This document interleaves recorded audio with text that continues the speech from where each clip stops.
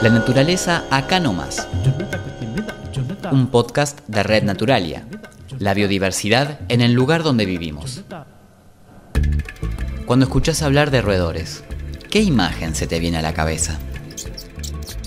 Seguramente la rata es el animal que más asociamos a la palabra roedores. Pero lo cierto es que los roedores constituyen el orden más diverso dentro de la clase de los mamíferos. Sí, mamíferos. Sí, así es. Los roedores son mamíferos, son tan mamíferos como lo somos nosotros, como son las ballenas, los leones o los perros. Y a la vez tienen la particularidad de que son el grupo más diverso dentro de los mamíferos. Al día de hoy se conocen algo así como unas 6.500 especies de mamíferos, de las cuales 2.600 son roedores. Desde las típicas lauchas o ratones, hasta ardillas voladoras o carpinchos de hábitos anfibios. Desde roedores minúsculos que pesan gramos, hasta los grandes que llegan a 60 kilos. Pueden ser omnívoros, granívoros, herbívoros, anfibios, arborícolas, caminadoras, subterráneas, gregarios o solitarios. Entonces, entre tanta diversidad, ¿qué es lo que los define como roedores? Bueno, hay varias cosas que caracterizan a los roedores como un grupo diferente. Quizás la que está más asociado con los roedores es esta idea de que son animales prolíficos, ¿no? Y de hecho lo son animales que tienen camadas con una gran cantidad de crías, muchas veces más de 4, a veces hasta más de 12 crías por vez. Eso desde un punto de vista del comportamiento, y desde un punto de vista anatómico, los roedores se caracterizan por ese par de incisivos que tienen, ¿no? Que la mayoría debe tener más o menos todos hemos visto alguna vez un hámster, todos alguna vez hemos visto un coipo, algún roedor grande, y hemos visto esos incisivos enormes que tienen, ¿no? Esos dientes que son lo que comúnmente conocemos como paletas. Y una característica que tienen esos dientes es que son de crecimiento continuo. Entonces, el animal para mantener ese crecimiento a raya, porque si no le puede traer problemas, lo que hace permanentemente es roer. Entonces uno los puede encontrar royendo madera, los puede encontrar royendo el material que fuese, pero necesitan permanentemente gastar esos dientes royendo materiales. Mi nombre es Pablo Teta, soy curador de la colección de mamíferos del Museo Argentino de Ciencias Naturales y a la vez curador también general de las colecciones de ese museo. Roedores, fundamentales para la supervivencia de nuestros ecosistemas. Son fundamentales en todos los ecosistemas, primero porque constituyen la base de las cadenas tróficas, ¿no? Es decir, sin roedores no tendríamos felinos o cánidos o aves rapaces, porque todos esos grupos se alimentan básicamente de roedores, ¿no? Entonces es como que están en la base de la cadena trófica, ¿no? Después, además, entre otros servicios que prestan los roedores, está por ejemplo la aireación de suelos, ¿no? En aquellas especies que construyen galerías o cuevas en el suelo, lo que hacen a la vez de que construyen sus propias madrigueras, también generan que el suelo se airee, o por ejemplo también la dispersión de semillas. Hay muchas especies que se alimentan de semillas y entonces en ese acto de alimentarse de esas semillas las dispersan a distintos lugares, ¿no? Entonces tienen varias funciones. Los roedores hoy se clasifican en 3 grandes grupos. 1. El grupo que incluye a las ardillas, marmotas y otras especies similares. 2. El grupo en el que se ubican las ratas, ratones y lauchas. 3. El que abarca a un grupo diverso de especies, de mayor tamaño, como las maras, vizcachas, cuises, carpinchos y puercoespines. Los 3 grupos tienen representantes en el país, incluyendo especies nativas e introducidas. A pesar de su gran diversidad, los roedores también han sufrido y sufren la extinción de muchas de sus especies. En el caso de los roedores en particular, ha habido también eventos de extinciones, tanto en algunos casos locales como en algunos casos biológicas, ¿no? Especies que desaparecieron por completo. Para que nos demos una idea, por ejemplo, antes de que llegasen los españoles hace 500 años, las comunidades de roedores en lo que es la región pampeana, es decir, donde está ahora la ciudad de Buenos Aires y el conurbano, tenía unas comunidades de roedores mucho más diversas que las actuales, ¿no? De hecho, se deben haber extinguido unas 4 o 5 especies solamente en los últimos 100-150 años. Y las causas de estas extinciones son varias, pero en la mayoría de los casos están vinculadas con actividades humanas, ¿no? En principio, parte de la responsabilidad parecen haberla tenido las grandes cargas de ganado vacuno, ¿no? Que proliferaron en la región pampeana entre los siglos XVII y XIX, que es el ganado que trajeron los españoles, ¿no? Y después, a ese primer impacto le siguió otro, que también fue un impacto grande, que fue cuando los pastizales de la región pampeana, porque la región pampeana básicamente estaba cubierta por pastizales, fueron transformados en lo que se conoce como agroecosistemas, es decir, cuando fueron transformados a campos de cultivo y campos ganaderos. En ese proceso se perdieron muchas especies, básicamente porque las especies perdieron los hábitats en los que vivían. Imagínense que uno tiene un ambiente muy diverso en donde hay pastizales, pajonales, una laguna, y de repente todo eso se transforma en un campo de maíz. Cuando pasa eso, se pierde diversidad en el ambiente y junto con eso se pierde diversidad de especies. Sin embargo, estos cambios no fueron igualmente negativos para todas las especies. Esto es como todo, ¿no? Siempre que hay cambios, hay quienes se benefician de los cambios y hay quienes se perjudican. En el caso de los roedores, los cambios que se dieron en la región pampeana perjudicaron a muchas especies, pero a la vez que perjudicaron a algunas, también beneficiaron a otras. Entre esas especies que se vieron beneficiadas están 2 lauchas que se conocen comúnmente como lauchas manchadas, ¿no? Que se hicieron mucho más abundantes. ¿Por qué? Básicamente porque aprovecharon el nuevo tipo de ambiente que se les presentaba, fueron oportunistas en cuanto a las posibilidades de alimentación, se empezaron a alimentar de esos mismos cultivos que ahora eran dominantes y entonces sus poblaciones crecieron enormemente. Antes de la llegada de los españoles, los roedores que habitaban estas tierras solo eran nativos. Pero con la llegada de los barcos también llegaron nuevas especies. Hay 3 especies de roedores que hoy día se conocen como cosmopolitas, es decir, están en todo el mundo. Y esas 3 especies tienen unas características en común. Las 3 son originarias de Asia, del sudeste de Asia para ser más preciso, y desde el sudeste de Asia se esparcieron primero hacia Europa, siguiendo a las caravanas de comerciantes que se movían entre lo que era el sudeste de Asia y Europa, y después en Europa ya se subieron a los barcos y desde Europa llegaron a los distintos otros puntos que los europeos fueron colonizando a través del tiempo, ¿no? América, Oceanía, África, y hoy día las tenemos distribuidas en todo el mundo. Se trata de la laucha doméstica, la rata parda y la rata negra. Esta última, responsable de algunas de las más grandes epidemias que asolaron el viejo mundo, como el caso de la peste negra o peste bubónica, enfermedad por la que, se calcula, murieron entre 80 a 200 millones de seres humanos durante la Edad Media. Eso de que fue responsable es parcialmente, ¿no? Porque en realidad no es la rata la que transmite a la bacteria que es la que produce la enfermedad, sino que son las pulgas de las ratas, ¿no? Pero bueno, sin ratas no habría pulgas y entonces de alguna manera las ratas también son responsables, ¿no? Pero hasta ese momento, hasta que el hombre se dio cuenta de que las ratas eran las que transmitían las enfermedades, la relación del hombre con los roedores no era como ahora. De hecho, en muchos casos los roedores convivían en las casas con las personas sin mayor problema, y no fue sino hasta que llegaron las ratas negras y con las ratas negras la peste negra que se empezó a dar esta relación que tenemos hoy día con los roedores, donde, nadie quiere tener una rata en su casa, ¿no? Esto no era tan así en la Europa medieval. Antes de que se diesen estas grandes epidemias de peste, la convivencia con las ratas era relativamente normal. Cualquiera aceptaba que en su casa podía haber ratas y no era un problema, o no era un problema mayor.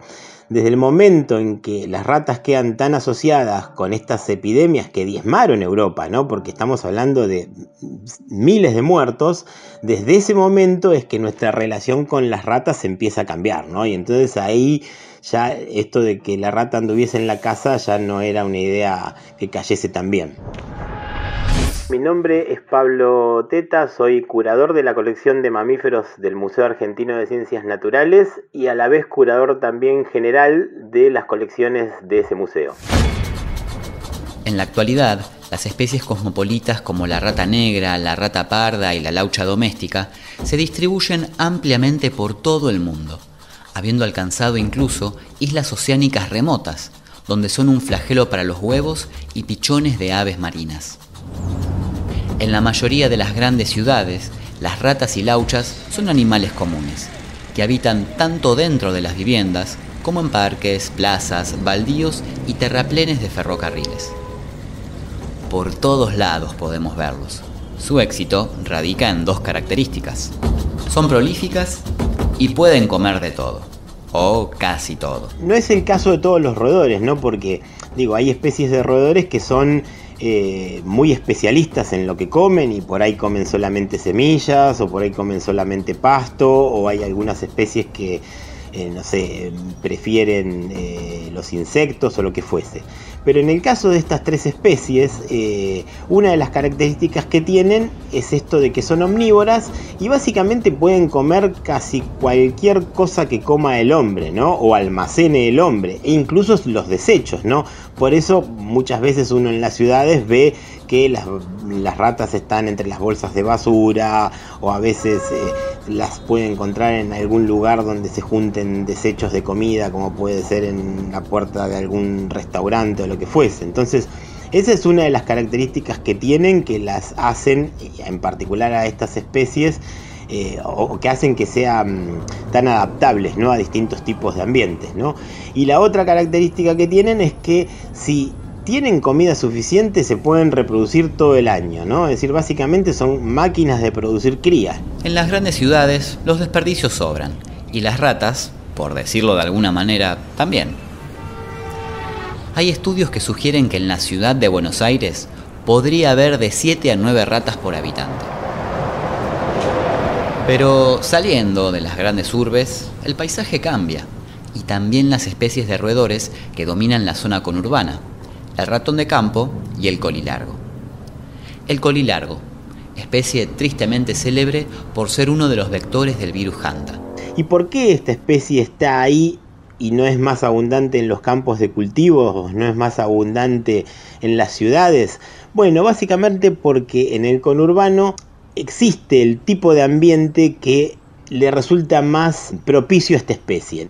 Me refiero a que el conurbano es un mosaico de ambientes heterogéneos, ¿no? En donde que incluye no solamente espacios verdes, sino también baldíos, basurales, muchas veces forestaciones, a veces están surcados por pequeños arroyos, ¿no? Y este tipo de hábitat, ¿no? Que uno puede considerar o podría llamar como desprolijos, y en donde abundan las malezas y basurales y demás, es donde esta especie se encuentra como más a gusto, y entonces por eso esta especie es más abundante en esa zona, con los peligros que eso conlleva, justamente por el hecho de que es una especie que está asociada con una zoonosis, ¿no? Con una enfermedad como el hantavirus, que tiene una mortalidad elevada. Roedores, grupo de pequeños mamíferos con dientes frontales en continuo crecimiento para morder o roer.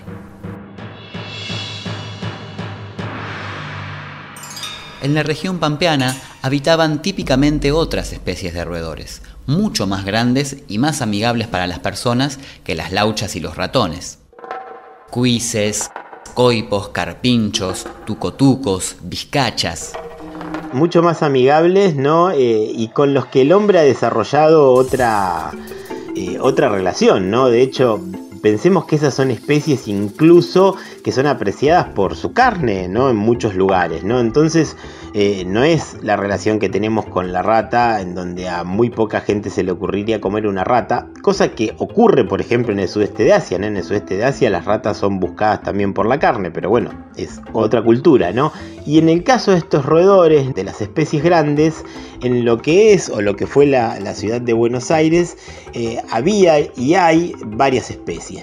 Una de las especies que desapareció fue la vizcacha. La vizcacha es una de las especies que vivía en estos pastizales de la región pampeana y terminó desapareciendo básicamente por competencia con el ganado y porque fue muy perseguida, ¿no? Porque a la vizcacha siempre se la consideró como una plaga de los cultivos.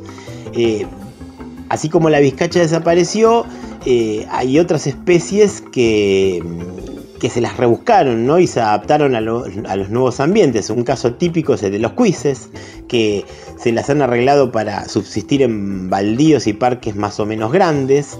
Y en esos mismos lugares también otra especie que ha subsistido es el coipo. El coipo o nutria es un roedor de hábitos acuáticos y que ha logrado subsistir bastante bien siempre y cuando tenga cerca un arroyo, una laguna, incluso aunque la laguna sea artificial. Y de hecho, si uno va a los lagos de Palermo, es una especie que se puede llegar a ver en más de una ocasión, especialmente en lo que es el lago de Regata, que tiene una isla artificial donde los animales estos se encuentran refugio. Entonces, digo, incluso para estos roedores grandes, en muchos casos han logrado adaptarse, ¿no? A la presencia del hombre y coexisten con nosotros sin mayores problemas. Hace apenas unos meses, los carpinchos han tenido su minuto de fama en los grandes medios de comunicación de la Argentina. Y todos observamos con mucha atención lo que está pasando en Nordelta, con esta explosión demográfica de carpinchos. Exactamente, bueno, los testimonios de los vecinos de diferentes barrios privados que relatan el día a día lo que sucede justamente con los carpinchos, pero también la posición de los ambientalistas. Exactamente, porque se sabe que Nordelta se construyó en los humedales, en donde, bueno, habitaban ya estos roedores. Un grupo cada vez mayor de estos roedores se instalaba en Nordelta, uno de los barrios cerrados más grandes, caros y exclusivos del país. Básicamente, lo que es la zona de Nordelta está incluida dentro de lo que era la antigua distribución del carpincho, ¿no? Básicamente porque es una zona baja, con muchos humedales, abundante vegetación, que es el tipo de ambiente que usan los carpinchos. En algún momento, cuando las urbanizaciones avanzaron sobre esa parte de la provincia de Buenos Aires, estos animales fueron perseguidos, estos animales se movieron, se corrieron y básicamente se fueron restringiendo a los lugares en donde no los molestaban, como por ejemplo pueden ser el Delta, algunos arroyos y ríos de la provincia de Buenos Aires y así.